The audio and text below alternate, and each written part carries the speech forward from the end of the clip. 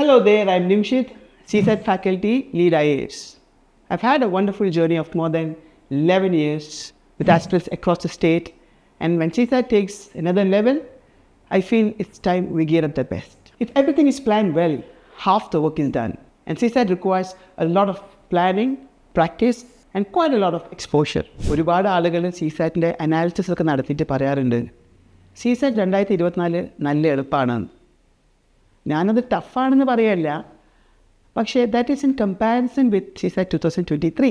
CSAT സിലബസിൽ ഉണ്ടാവുകയും എന്നാൽ ഒരുപാട് വർഷം ചോദിക്കാത്തതുമായിട്ടുള്ള area data efficiency.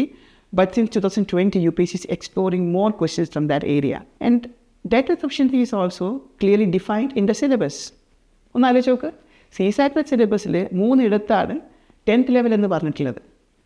When CSAT talks about basic numeracy എന്ന് പറയുമ്പോൾ 10th level, data interpretation 10th level, data efficiency 10th level. So UPSC is very clear on the level, but UPSC is also very clear on the design of their questions.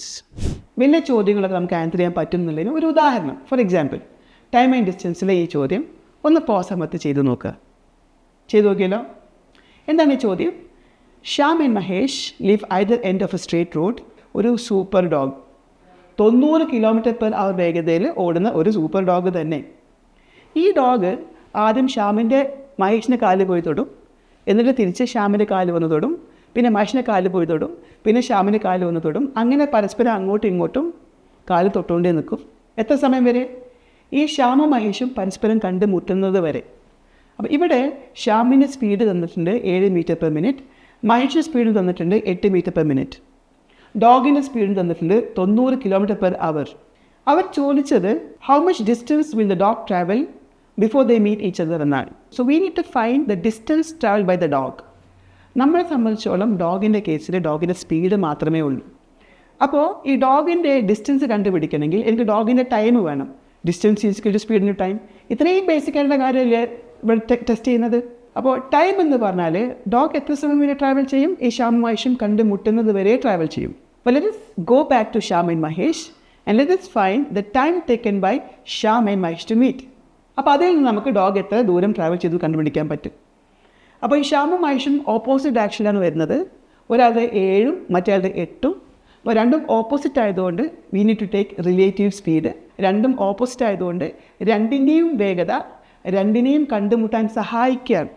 അതുകൊണ്ട് 7 + 8 15 m/min ആണ് relative speed.